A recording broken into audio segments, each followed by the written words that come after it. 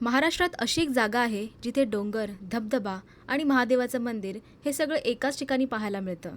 आणि आज आम्ही आलोय मार्लेश्वरला. हॅलो आणि नमस्कार, मी शीतल. मी चिरंजीव. मी शीतलची मम्मी. तर आम्ही चाललोय फिरायला.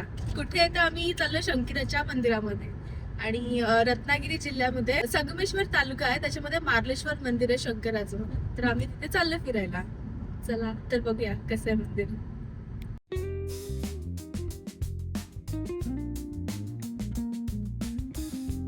मार्लेश्वरच्या दिशेने जाताना रस्त्याच्या दोन्ही बाजूला दिसणारा हिरवागार निसर्ग, डोंगर आणि ढगांचं हे सुंदर कॉम्बिनेशन म्हणजे लिटरली मन जिंकणारं आहे.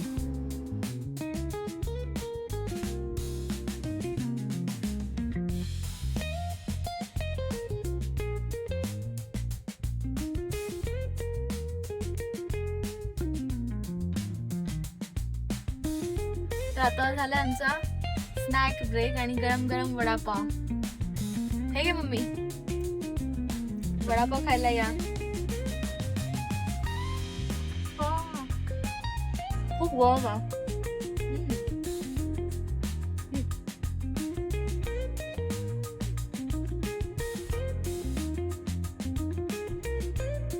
तर आता आम्ही पोचलो आहोत मारळ या गावात.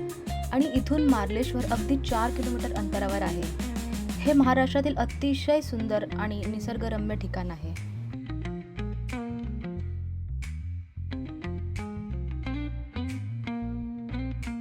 आणि फायनली आम्ही पोहोचलोय मार्लेश्वरला.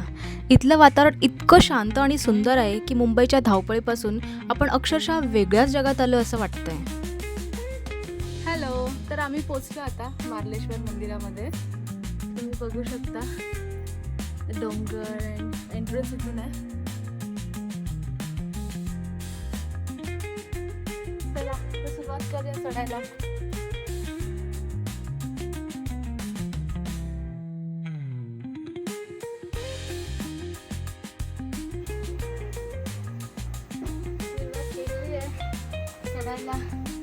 आता बघूया किती पायऱ्या आहेत. गुहेच्या प्रवेशद्वारापर्यंत पोहोचण्यासाठी 400+ पायऱ्या चढाव्या लागतात. पायऱ्या चढताना छोटे छोटे स्टॉल्स आपल्याला इथे बघायला मिळतील.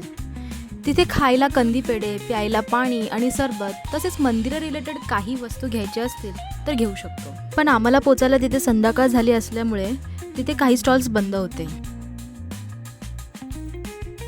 आणि इथे आम्हाला खारुताई दिसली.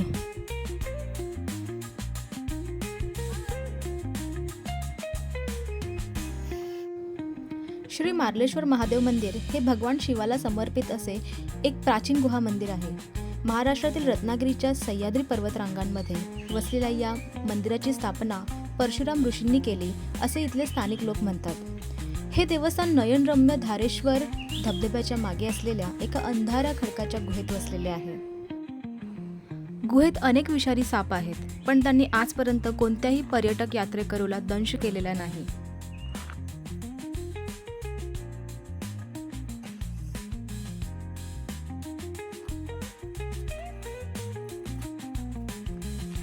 आता ऑलमोस्ट पोचलोय आपण. तिथेच मंदिर आहे, जवळच आहे. मार्लेश्वरचं मुख्य आकर्षण म्हणजे इथलं गुहेतील महादेवाचं मंदिर. या ठिकाणची खासियत म्हणजे मंदिरापर्यंतचा प्रवास सुद्धा तितकाच सुंदर आहे. हर हर महादेव.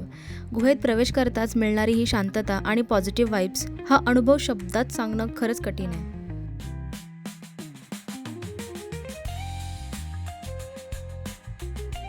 आणि आता बघा हा निसर्ग.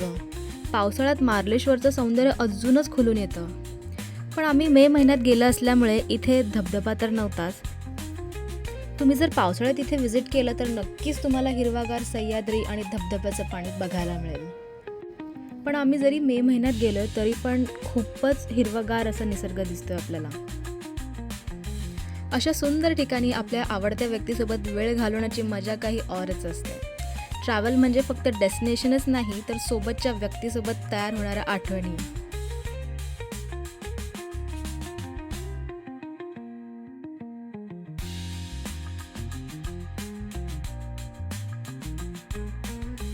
आता आमचं दर्शन झालंय करून आणि आता आम्ही निघालोय घरी.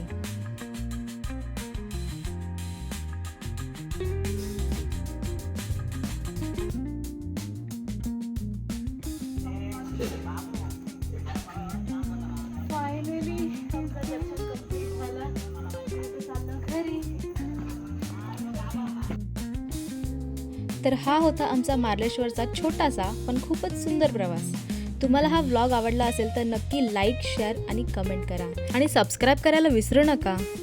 आणि असे ट्रॅव्हल, फूड, लाईफस्टाईल आणि कपल कॉन्टेंट पाहायला आमच्यासोबत नक्की जोडलेले राहा. पुन्हा भेटूया एका नवीन व्हिडिओमध्ये. बाय.